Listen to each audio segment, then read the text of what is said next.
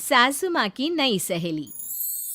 प्रिया kitchen में चाय बना रही होती है और सुमन ड्राइंग रूम में बैठकर मजे से टीवी देख रही होती है। तभी दरवाजे की घंटी बजती है।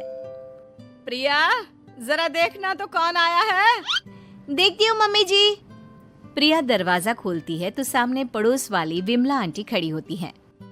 नमस्ते आंटी जी, कैसी हैं आप?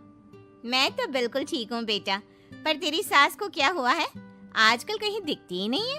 जब देखो तब टीवी के आगे जमी रहती है। अंदर तो आइए आंटी। अरे ओ दीपक की अम्मा, कहाँ हो? अरे विमला, आओ आओ, क्या बात है, बड़े दिन बाद याद आई तुम्हें मेरी। मैं तो हमेशा ही तुम्हें याद करती हूँ, पर तुम ही गायब रहती हो और आजकल तो बाहर भी नहीं आती जाती। तबीयत तो ठीक है ना तुम्हारी? अरे तबीयत को क्या होना है, इस उम्र में तो कुछ ना कुछ लगा ही रहता है। मेरी छोड़ो, तुम ये बताओ कि क्या चल रहा है गली मोहल्ले में। तुम गली मोहल्ले की छोड़ो, चल तो तुम्हारे पड़ोस में रहा है। तुम्हारी नई सहेली आई है।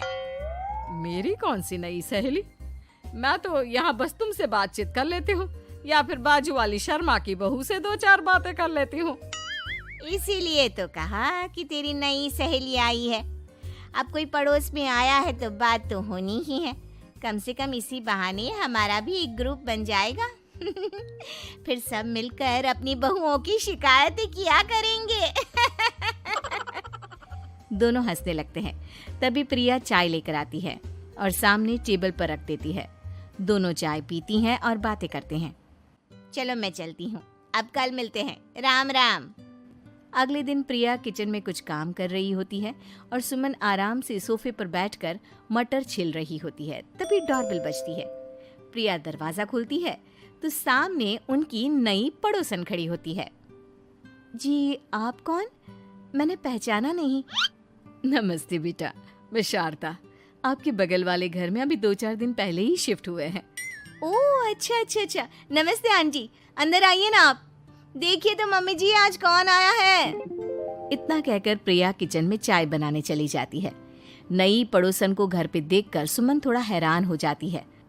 नमस्ते बहन जी, मैं शारदा, आपकी नई पड़ोसन।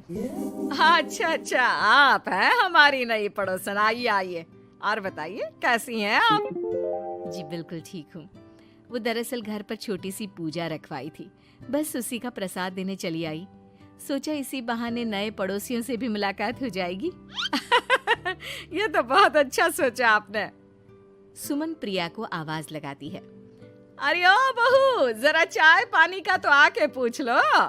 ये आजकल की बहुएं भी ना, जब तक बोलो नहीं तब तक कुछ नहीं करेंगी।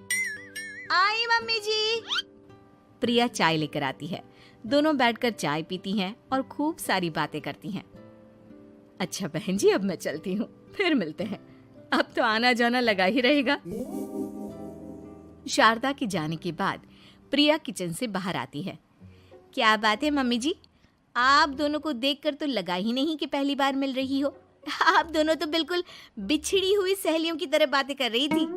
अरे जब दो औरतें मिल जाती है ना, तो बातें अपने आप ही निकल आती है। अब तू अपने काम पर ध्यान दे, बातों पे नहीं। ऐसे ही कुछ दिन बीत जाते हैं। अब सुमन और शारदा अच्छी सहेलियां बन गई होती हैं। दोनों एक साथ मंदिर जाती, मार्केट जाती और कभी कभी तो विमला भी इनके साथ मिलकर खूब हंसी ठिठोली करती। एक शाम तीनों बैठकर सुमन के घर पर चाय पी रही होती हैं कि तभी बहुत तेज बारिश शुरू हो जाती है। सुमन जोर से प्रिया को आवाज लगाती है। प्रिया, ओ प्रिया, देख कितनी तेज बारिश हो रही है। जाके छत से सारे कपड़े ले आ, नहीं तो सब भीग जाएंगे। सुमन 2 बार आवाज लगाती है लेकिन प्रिया का कोई जवाब नहीं आता।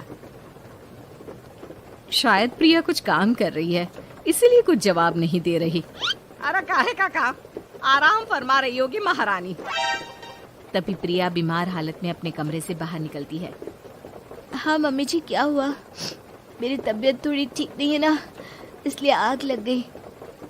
अरे सारे कपड़े भीग गए और तुझे सोने से फुर्सत नहीं है। सबके सामने सुमन के मुंह से ऐसी बातें सुनकर प्रिया उदास हो जाती है और छत से कपड़े उतारने चली जाती है।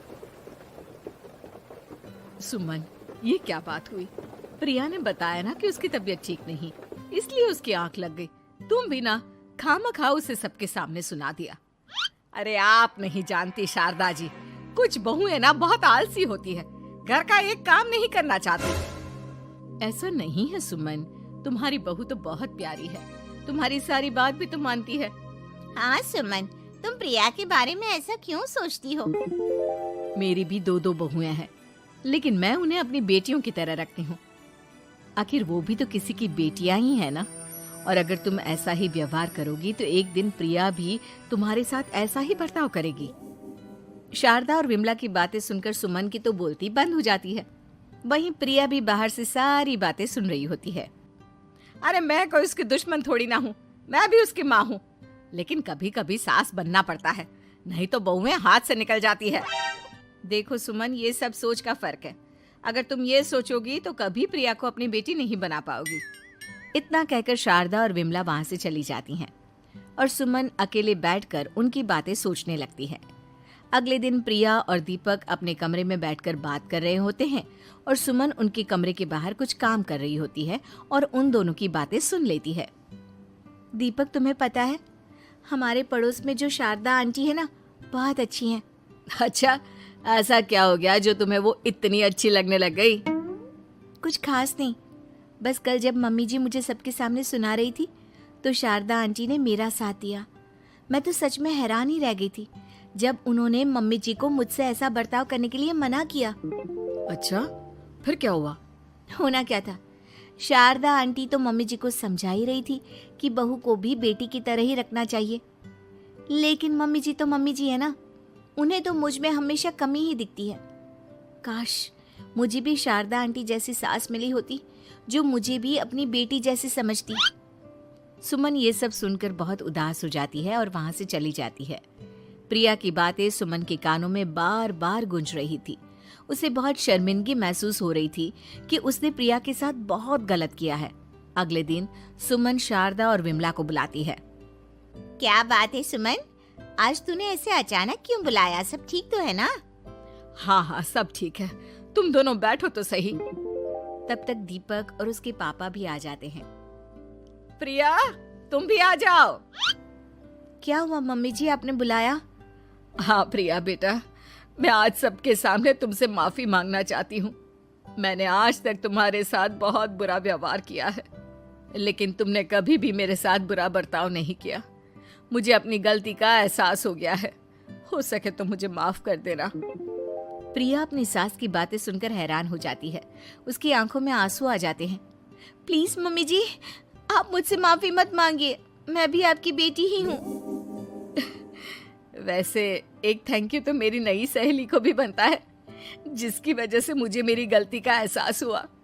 शारदा बहन, आपका बहुत बहुत शुक्रिया जो आपने मेरी आंखें खोल दी। अरे क्या सुमन, तुम भी ना? तो फिर इसी बात पर चाय और पकोड़े हो जाए। हाँ, क्यों नहीं।